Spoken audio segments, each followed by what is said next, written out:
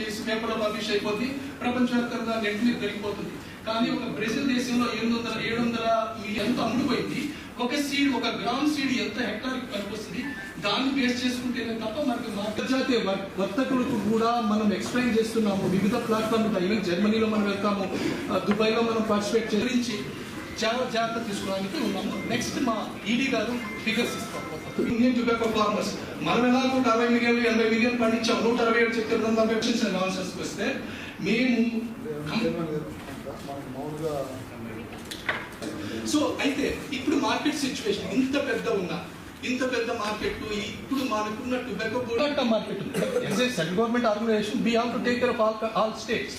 So however మేము we keep on working. అంటే sir మార్చ్లో జాయిన్ అయ్యాను.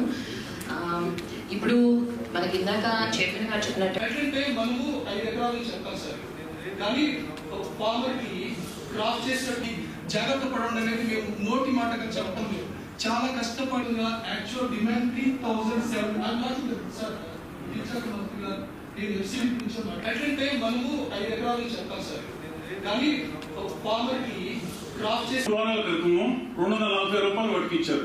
20-30 రూపాయలు వేరియేషన్ తెచ్చేసి ఇన్ని ఎకరాలు ఉంటుంది కదా, ఇన్ని కేజీలు ఉంటుంది కదా, మనకి ఎన్ని బ్యారీలు ఉన్నాయి, బ్యారీకి ఎంత పండించాలి, ఎంత వచ్చింది, ఎక్సెస్ పంట వచ్చిందా, దాని ప్రకారం వచ్చిందా లేకపోతే ఎట్లా వచ్చింది దాని ప్రకారం.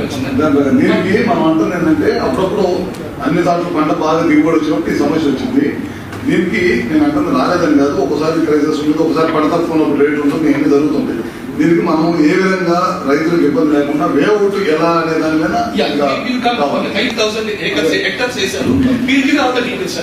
ఎక్సెస్ హెక్టార్స్ వేసారా లేకపోతే ఎక్సెస్ పంట బాగా దిగుబడి వచ్చిందా, దేని వల్ల ఇది జరిగింది. Cultivation practices cultivation too early to have a meeting here, ma'am. Exactly, sir. Too early అనము కానీ మనం అందరం కలిసి అంటే అక్కడ మినిస్ట్రీ కూడా they are not taking it so serious. అక్కడ కామర్స్ మినిస్ట్రీ కూడా ఢిల్లీలో.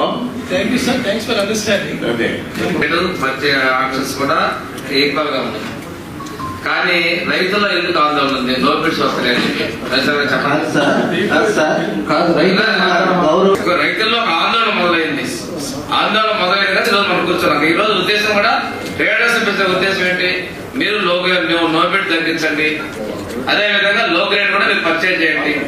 ఒకే గ్రేడ్ కాదనేది మీతో మాట్లాడే ఉద్దేశంతో board, public representatives, farmers, traders కూర్చొని అయితే భరించలేని పరిస్థితి. లాస్ట్ ఇయర్ వాల్యూ 15 lakhs అయితే 20 lakhs అవుతుంది expect. Last year prices farmers expect చేశారు. అట్లీస్ట్ ఫార్మర్స్ లాస్ లేకుండా చూడాల్సిన బాధ్యత మనందరి మీద ఉంది. దాంతో పాటు లో గ్రేడ్స్ ప్రజలకి చాలా లెస్ అమౌంట్ వెళ్తారు రేటు. నేను మొన్న వెళ్ళాను, అన్ని లో బిడ్స్ వెళ్ళిపోతా ఉన్నాయి. 10,000 మీరు పోటీచే రేట్ పెంచిన తర్వాత ఇప్పుడు ట్రేడర్స్ రిక్వెస్ట్ చేసేది ఏంటంటే ట్రేడర్స్ కి రైతులకు అనుబంధం ప్రకారం రైతులు ఇబ్బంది పడకుండా ట్రేడర్స్ లో బిడ్ పర్చేజ్ చేయాలి. అదేవిధంగా ఐకే రేట్స్ లో కూడా రేట్ పెంచుకోవాలి. ఇది మనం ఈరోజు ట్రేడర్స్ పెద్ద బోర్డు ఇచ్చి ప్రజలు మేము రిక్వెస్ట్ చేస్తున్నాం. Point is you have sold bright quality and you have not taken low quality. Once the low quality goes, automatically the average will come down. So the point of the matter is, the good thing which you have told is you will get good thing in the coming months, the orders.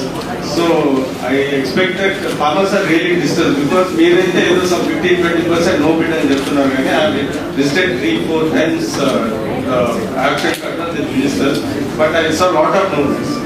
My understanding is low bids are really 25-30%. That is in my conscience. 280 rupees to market open చేసాము. Last year that price was 230 rupees.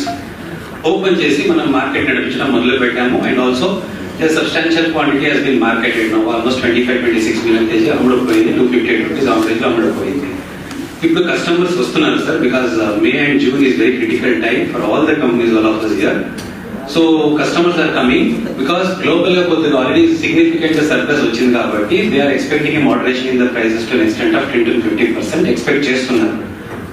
Now we cannot be in a completely different sync apart from what customers ఖర్చులు పెంచుకున్నారు. అవన్నీ survey అవ్వాలంటే ఇది ఇంకా కిందకి వెళ్తా ఉంటే మరి టైం కూడా మనం లాస్ట్ ఇయర్ అంత స్పీడ్ గా జరిగినప్పటికి అక్టోబర్ కి సెప్టెంబర్ గా మేము ఈ ఇయర్ మరి ఇంత స్లోగా జరుగుతున్నప్పుడు మరి ఎప్పుడు కమ్మగలగాలి పొగాకంతా ఎలా జరగాలి? అలా 2 బేడతో మన ఫ్లోర్ కి 700, 400, 300 బేడతోటి ఎన్ని రోజులు మనం జరిగితే ఈ యాక్షన్ సీజన్ పూర్తవుతుంది. మీరు చెప్పినట్లు ఈ రేట్లు మాకు అనుమానం ఏంటంటే ఇంకా తగ్గిస్తారని. ఈ లో గ్రేడ్ అది మరి ఎట్లా ఉంటారు, ఎట్లా జరుగుతుంది అనేది మా రైతులందరూ అభిప్రాయం. పొగాకు బోర్డు ఆక్షన్ స్టార్ట్ అయిన తర్వాత రైతుల్లో కొంత కన్ఫ్యూజన్ ఏర్పడింది. లో గ్రేడ్ని నో బిడ్ చేయడం వల్ల ఒక ఆందోళన మొదలైంది. ఇది ఇంతకుముందు ఎప్పుడూ కూడా ఈ పరిస్థితులు లేవు. అందుకోసం ఈ రోజున కలెక్టర్ గారి చొరవతో ఈడీ టొబాకో బోర్డు, అదేవిధంగా చైర్మన్ టొబాకో బోర్డు చైర్మన్ గారు, తర్వాత మినిస్టర్ గొట్టిపాటి రవి గారు, నేను మాగంటి శ్రీనివాసరెడ్డి ఎంపీ గారు, మిగిలిన శాసనసభ్యులందరం కూడా ట్రేడర్స్ తోటి ఫార్మర్స్ తోటి మీటింగ్ ఏర్పాటు చేయడం జరిగింది. ఇంతకుముందు కన్నా ఈ సంవత్సరం కల్టివేషన్ ఛార్జెస్ రైతులకు ఎక్కువగా 5 లక్షల వరకు బ్యాన్ పెరగడం జరిగింది. మార్కెట్ కొంచెం రేట్లు తక్కువగా ఉండేటువంటి ఆందోళన వల్ల తీవ్రంగా కనిపిస్తూ ఉంది. ఈ ఒడిదొడుగుల్లో ఇంటర్నేషనల్ మార్కెట్లో కూడా కొంచెం తగ్గినటువంటి వాస్తవం అని చెప్పేసి బోర్డు అధికారులు ట్రేడర్స్ చెప్పడం జరిగింది. ఏది ఏమైనప్పటికీ కూడా రైతులకి ట్రేడర్స్కి ఉన్న అనుబంధం ప్రకారం దృష్ట్యా ఎక్స్పెక్టెడ్ ఆర్డర్స్ బేస్ చేసుకొని వీళ్ళు రైతులకు ఇబ్బంది లేకుండా కొనుగోలు చేస్తామని చెప్పి చెప్పడం జరిగింది. చాలా సంతోషదాయకమైన విషయం. ఈ విషయంలో బోర్డు యొక్క చొరవను కూడా అభినందిస్తా ఉన్నాం. రేపు తప్పనిసరిగా భవిష్యత్తులో ఏ క్రాప్ అయినా కానీ రైతులకు ఎటువంటి ఇబ్బంది లేకుండా చూసుకోవాలని, అదేవిధంగా అపరాధ రుసుం కూడా వసూలు చేయకూడదనేది కూడా బోర్డు ముందు ప్రతిపాదన పెట్టడం జరిగింది. ప్రస్తుతానికైతే రైతులకు ఇబ్బంది లేకుండా కొనుగోలు జరుగుతాయని చెప్పి ఆశాజనకంగా బోర్డు అధికారులు చెప్పింది ఆశాజనకంగా ఉంది. చాలా సంతోషదాయకంగా ఉందండి. ఇవాళ పొగాకు బోర్డు చైర్మన్ గారు, ఈడీ గారు, సోదర మంత్రివర్యులు, కలెక్టర్ గారు, ఎమ్మెల్యేస్, ఎంపీలు, ప్రజాప్రతినిధులు, రైతులు, ట్రేడర్స్ అందరితో కలిపి పొగాకు పైన మీటింగ్ పెట్టుకోవడం జరిగింది. మనకి బర్లీ, వైట్ బర్లీ, బ్లాక్ నల్ల పొగాకు వీటన్నిటి పైన కూడా పెట్టుకోవడం జరిగింది. చాలాసేపు దాదాపు గంటన్నర పాటు డిస్కస్ చేసుకున్నాము.